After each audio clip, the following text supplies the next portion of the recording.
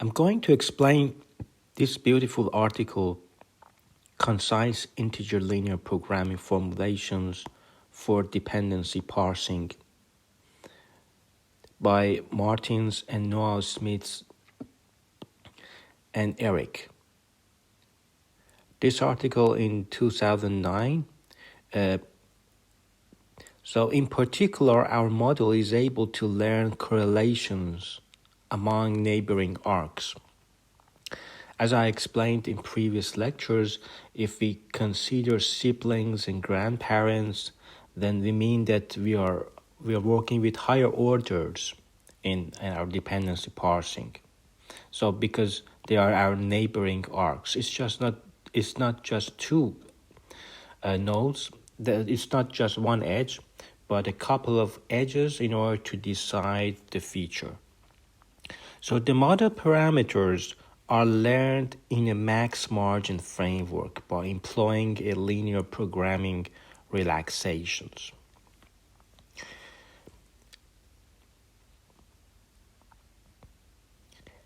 The rationale for development of integer linear programming formulations is to incorporate non-local features or global constraints. So when we are talking about higher order dependency parsing, we mean global constraints. Not only local constraint, but also global constraint.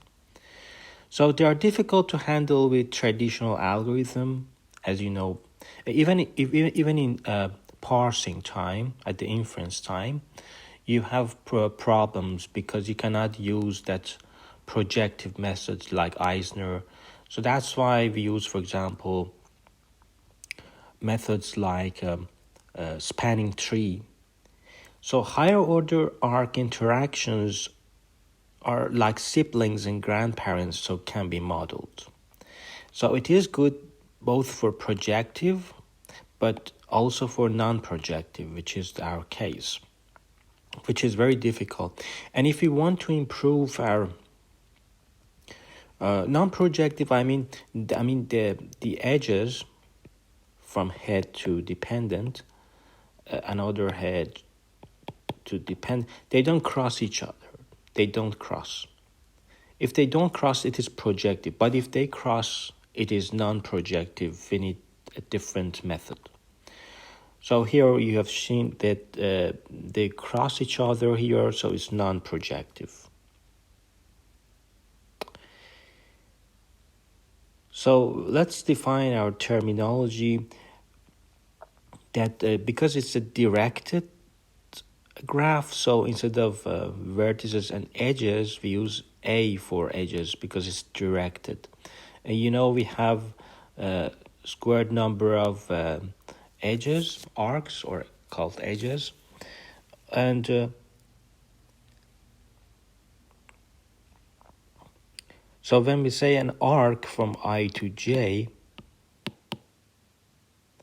I is the parent of J, and J is a child of I. So we also say that A is projective. The formulation to be introduced makes use of notion of incidence vector. So we have a dependency tree. So we have a as I said, for each edge we have one. It is either 1 or 0. So it's a vector. And we have lots of edges, so lots of entries. So together we call it Z, because we have considered all of the edges in this vector. And arborescence is something. It's like tree. We have talked about it in my playlist on approximation algorithms. And what is important, by Minkowski theorem, it ensures that Z has this representation.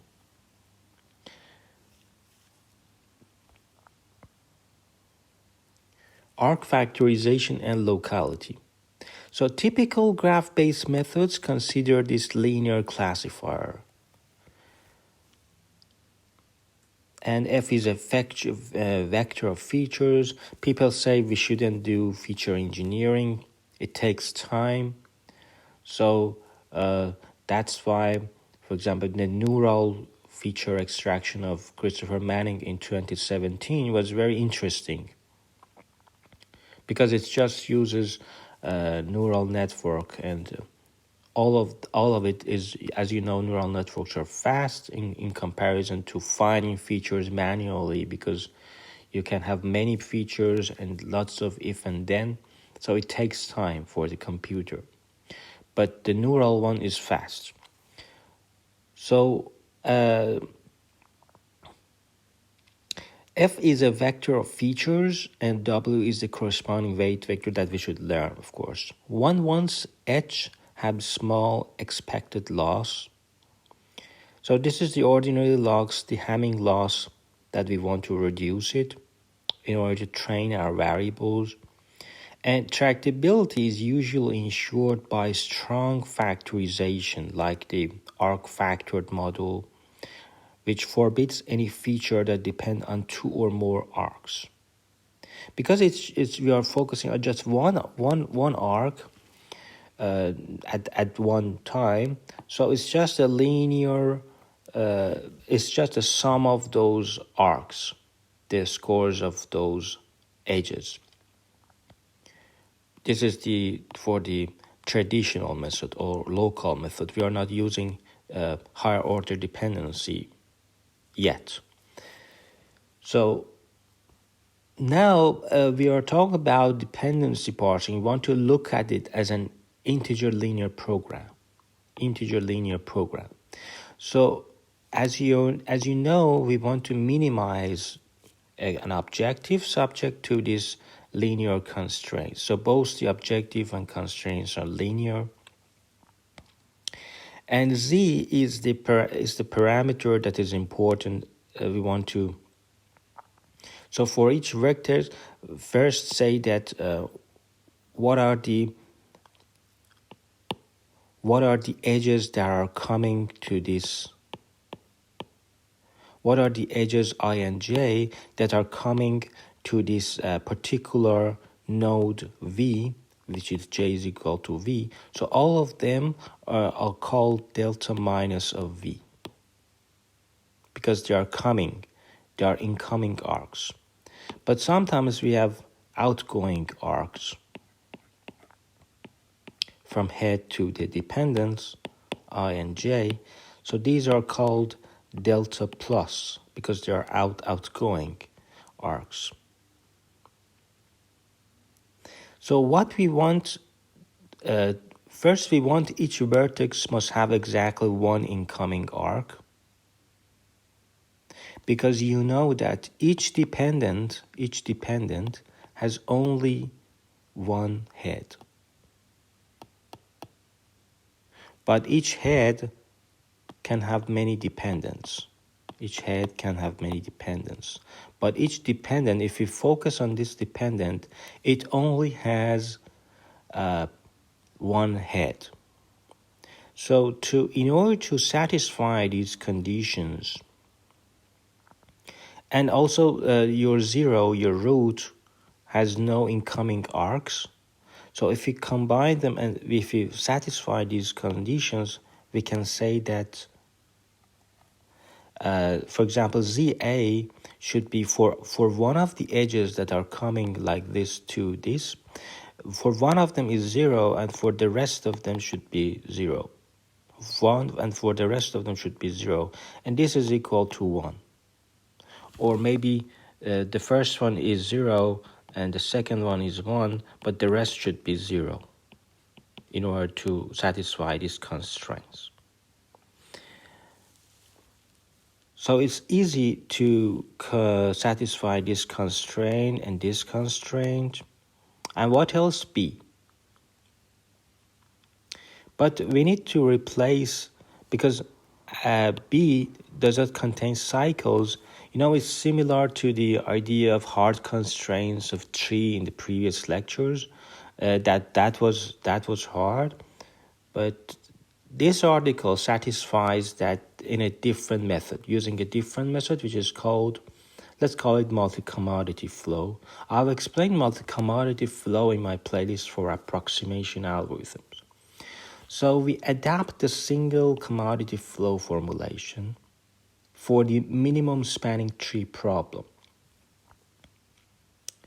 So we assume B is connected in order to satisfy that it doesn't have a loop, because here we want to say B does not contain cycles. And to satisfy that, we say root sense flow n. So if this is the root, and this is the verb, and the verb can have many dependents, for example. So the flow, root sense flow n. Okay, n is coming. So it separates into different flows, but the sum of them is it adds to n. Sum of them is n.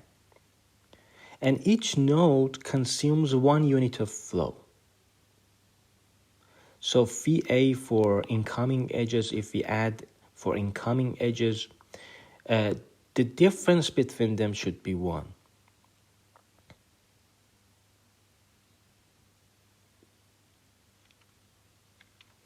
For example, one flow unit, 1 unit flow, 1 unit flow, 1 unit flow. If we add these ones together, it should satisfy n. But the incoming, for example, the incoming flows, let's say it becomes n minus the outgoing flows, n minus 1, it becomes 1. So we say that this node has consumed that one variable, that one flow that we missed. So this is the meaning of this sentence. And root sense flow n, and so this is the repetition, because I want to show that flow is 0 on disabled arcs. And also, each arc indicator lies in the unit interval. So these constraints project an outer bound of the arc of the arborescence polytope.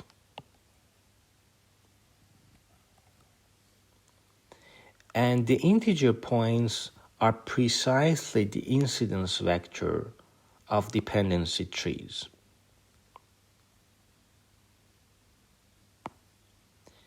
So this is an arc factor model. So we define the score by just fx transpose w. So this is our S. So instead of maximizing weight times feature, we say we do kind of parametrization as transpose z, but now we have an augmented variable phi as well. So it's not just z and phi. And A is a sparse constraint matrix, and B is a constraint vector. A and B encode constraints that I said from 4 to 9, all of these constraints.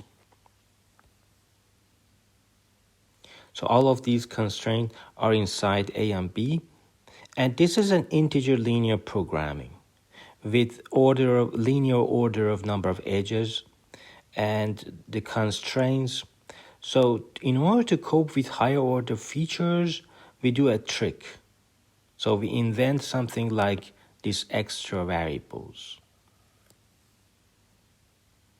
And we say that the edges should be less than z of ai for any I, and also z should be should be greater than zai plus 1 minus k plus 1. And also for because we are working with higher order features, so grandparents, sibling features, grandparent features, and all of those things. So we define the same thing for sibling or grandparent, because in linguistics we can take advantage of them, but there is a problem. Computer scientists are not familiar with linguistic features because it's about the abstract linguistics that they learn in the departments of linguistics. So that is some. So they should always work together in order to implement these methods to understand which features are important, which features contribute more to the overall score, and that's the problem. I mean, that is a problem for universal dependency parsing as well, because they want to create some labels that are acceptable across all languages, which is a hard problem. And it's interesting that they can create such a democratic, they can solve such a democratic complex problem. And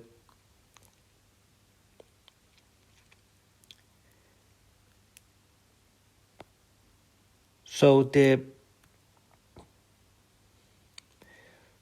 ZIJK, so we use these triple, let's say, indices to indicate that they are, because we need, for siblings, we need 3 of them. And now the following dynamic constraints encode the local logical relations for the auxiliary variables.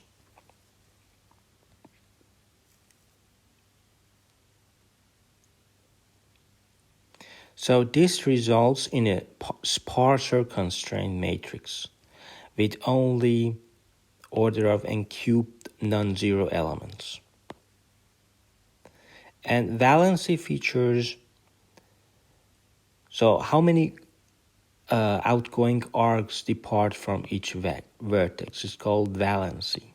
1, 2, 3, 4. 4 is the valency. So VI is 4.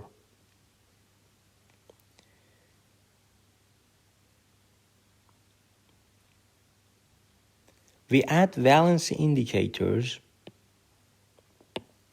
so we are able to penalize candidate dependency trees that assign unusual valencies to some of their vertices by specifying individual cost for each possible value of valency. I mean the capacity. The following order of number of vertices squared constraints encode the agreement between valency indicators and other variables.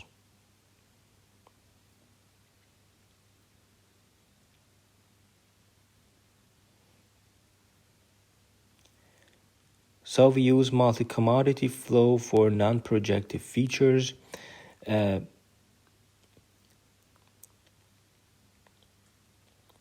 So the root sends 1 unit of commodity to each node, and any node consumes its own commodity and no other. So this is represented by this formula. And disabled arcs do not carry any flow. If we don't consider any edge, then it doesn't carry any flow. By that, we understand that edge is disabled. There are exactly n enabled arcs. All variables lie in the unit interval. And we now define the variable psi that indicate if there is a path from J to K, since each vertex except the root has only 1 incoming arc.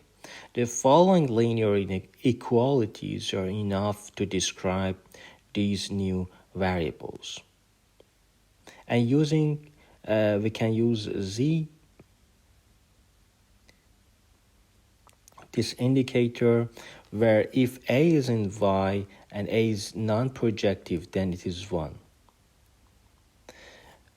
We have Z